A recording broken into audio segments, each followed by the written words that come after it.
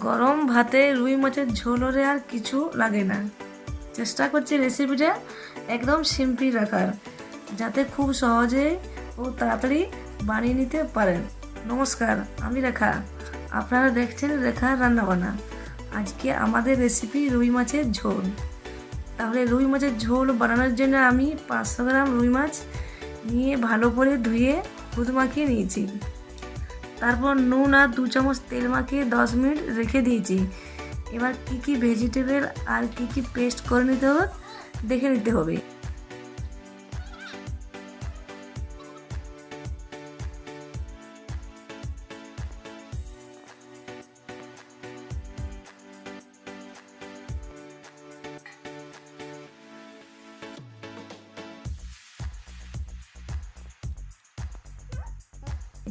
প্রথমে দুটো মিডিয়াম সাইজের টমেটোকে কেটে নিতে হবে, আর ঝালের জন্য দুটো কাঁচা লঙ্কা সাথে দিতে হবে।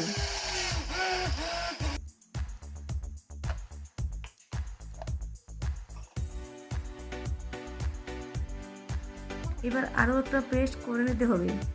তার জন্য লাগছে আদা 3 টুকরো, 2 চামচ গোটা জিরা, রং ও ঝালের জন্য শুকনো লঙ্কা, সাথে একটু জল দিয়ে ভালো করে পেস্ট করে নিতে হবে। এই রেসিপিটা বানানোর জন্য রসুন ব্যবহার করছি না।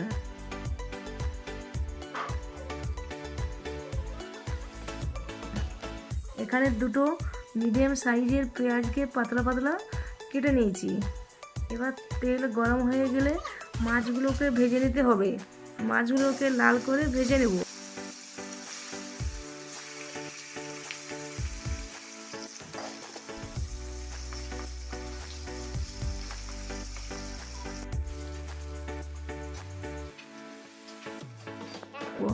এতে ফোড়নের জন্য দিয়েছি 1 চামচ কালো জিরা আর দুটো তেজপাতা।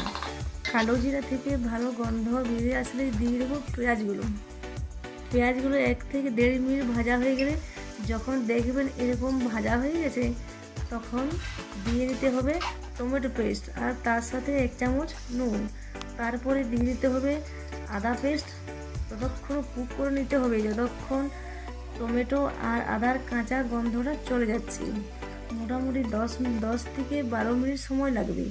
10 মিনিট পর দেখবেন টমেটো কাঁচা গন্ধটা চলে গেছে, সাথে 1 চামচ চিনি। এইবার দিয়ে দিতে হবে জল দেওয়ার পর যখন তেলটা উপরে উঠবে, তখন দিয়ে দিতে হবে ভেজে রাখা মাছগুলো।